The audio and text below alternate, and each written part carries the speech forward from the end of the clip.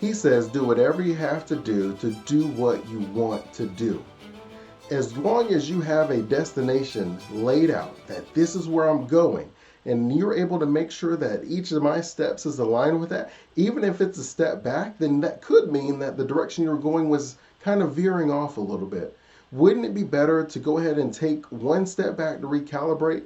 Where, if you think about, just they talk about the pilots and planes and how the majority of the time it's actually off track, and they just make slight tweaks here and there, and then they are able to eventually get where they're going. And that you, if you never make the adjustments, if you never make the changes, that you can end up way off the destination of where you're trying to get to. So it's important for you to be willing to make whatever sacrifice and commitment that you need to do. Now, granted, you're going to have different goals that are sometimes going to contradict. And what I mean is, you may have a goal to spend less money, but you also have a goal to eat healthy. Well, those are contradictory goals. You're going to most likely increase your spending in your food for you to be able to eat healthier. So you can't go with both of these goals at the same time. So it doesn't mean that you have to look at that as a failure. You're doing whatever you have to do to get to do whatever you want to do. Most oftentimes, people are unwilling to make the sacrifice necessary. So they end up spending their entire life, a wasted life, never ever getting to live how they want to, where they just end up kind of going through the motions every single day, wondering when their opportunity is going to come, wondering when someone is going to give them the chance that they're waiting for. But you find that that just doesn't happen. You're going to have to go out there and create your own opportunities and do what is necessary for you to be able to live that life that you want. Next, when we're talking about reasons for you to stop chasing the money and start chasing happiness, Denzel says it's important for you to not aspire to make a living, but to aspire to make a difference. There is so much wrong with the world where there is plenty of opportunity for each of us to change something that we're very passionate about.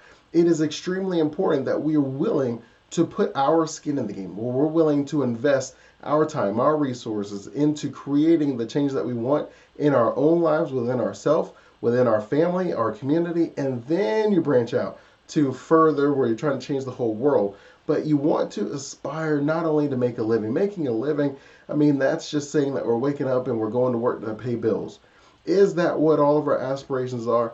I would say not. I would say each of us is here where we're trying to figure out a way to make a difference, where we know that there's something that we're set to do, and we just got to figure out exactly what skills, what relationships, who we have to work with to be able to create the results that we want. And for you to aspire only to make a living, you're just selling yourself short.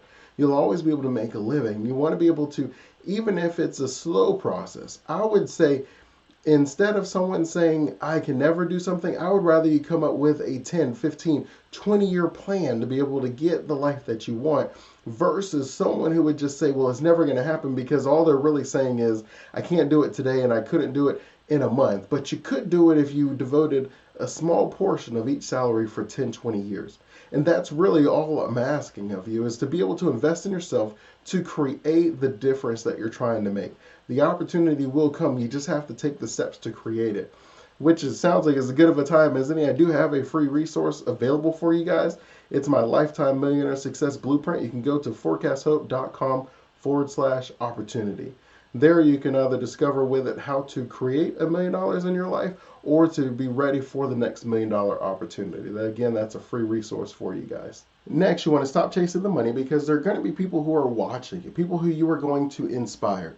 Denzel says that you have no idea how your actions may impact the next person, the next generation, your friend, your colleagues, your coworkers. That when you settle, you may cause your children to settle. That when you complain, then it causes your children to doubt their ability to create their dream life. And so when you are chasing just the money, then it's showing them to do the same thing. And most of us as parents, it's very important for us to teach our children to aspire to greatness. Well, how do we teach them that? We teach them not only by the skills and the things that we can verbally teach them, but by our example. Are we walking the walk that we want them to have? Are we telling them that they can be whatever they want in life, but then we're living a life that is less than our dream life? Are we settling? Are we allowing fear to cripple our ability to take action and to succeed? Because all of our actions are teaching our children these things. And you're going to be doing the same with your example with any of your friends in your network, and you may find yourself surrounded by people who all share the same thing. The idea that if I could see 5 of the people that you hang out with and talk to them, that I could tell you something about yourself. It's that important that our example, it draws the right people towards us. If you don't see the opportunities that you're trying to create in your life materializing, then I would say that you're not living the life that would bring those opportunities to you. You have to be willing to kind of step out there. And if you're just chasing the money, then you're going to find yourself surrounded by other people who are also just chasing the money. But if you're chasing happiness, if you're trying to make a difference in the world, if you're trying to leave the world better than when you found it, you're going to find yourself also surrounded by optimistic people who are also trying to leave the world better than they found it, and also who are trying to make a difference. It's important that you are drawing the right people so that these people work with you and help you to capitalize on your next opportunity. Number 3, Denzel says it's not about your accomplishments. It's not about all your accolades and your money and the different things that you have. He says it's about what you've done with your accomplishments. Who have you uplifted? Who have you helped and mentored and encouraged and inspired? Because this is what the ultimate goal is. The goal is to replicate some of the success that you have. There are lots of young, successful black actors who say that Denzel and the work that he did motivated them to get into acting. It is, what are you doing? The way that you go about carrying yourself, the actions that you're taking. Are you operating from a position of integrity? Are you selling yourself short? Are you giving in when you know that someone is wrong or that things don't make a lot of sense? If you're doing a lot of these sacrificings for the money, then you're going to find that you're not really going to inspire anyone. Where you, dare I say, you're going to deflate other people, where they'll be saying, well, I don't want that position because I've seen what Dre does. And for Dre to have that job, he's almost a yes guy. He has to deal with a lot of crap, puts up with a lot of nonsense, and I just don't think that's for me. You want to be someone that when people look at them, they say, you know what, that's where I'm trying to get to. And then you want to be able to take these people, put your hand out and pull them up and say, look, I've been where you're at. This is some of the steps that I've taken. These are some of the lessons that I learned. So I don't want you to take all my steps. And if I can be a resource for you, let me know. I'd love to help you. That's what the goal is. You're not trying to just be successful so you can have a bunch of, metal plaques and different things just hanging around your house and everybody gives you a high five. But you want to say, what have I done? What kind of legacy am I leaving for the next generation? How am I positively impacting the next generation and their success so that we can keep moving the winning forward? Number 4, Denzel says that if he's a cup maker, then he is going to put all of his energy, his essence, his being, his soul into making the cup. It is not about what people think about the cup, whether they buy the cup, or any of that other stuff that you can't control. It is about this cup as a representation of my skills and my ability. What are you able to do within your current environment, and does that represent you to the fullest? Is it fair to say that you are giving your all, that you are not worried about whether other people are thinking, that you're not worried about the backlash that you may face? Or would it be fairer to say that you are holding yourself back, that you are not trying because you don't believe you're going to get promoted? It doesn't matter. None of that matters. What you are doing, and what Denzel is saying, is you are putting your effort into your craft. Your craft is a representation, is an extension of you. You want people to pick that up and say, this person had skill, this person had compassion, integrity, and this person put all they had in this. They did not cheat the game, as we often say when we're talking about sports. You want, when someone is looking or not looking at you, when I played baseball up through college, and they say the idea is you want to be sprinting on that field because everybody knows that you play the game at 100% and that they'll never find you walking on the field. That you never cheated, that you didn't leave early, that you didn't give half the effort. And Kobe is a great example of this in basketball. When people say that it didn't matter if he was injured or how much time he spent on the court, that he was going to give the game his all.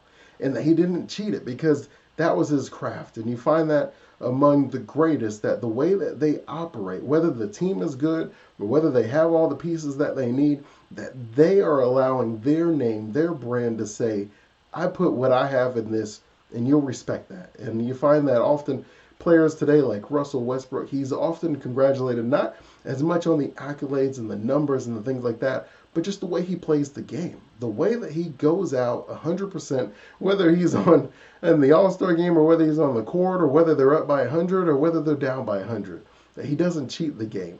And you want to make sure that people have that same feeling about you. When people are chasing the money and they're not chasing happiness, they don't have that inner drive to really put that extra oomph in the work that they're doing.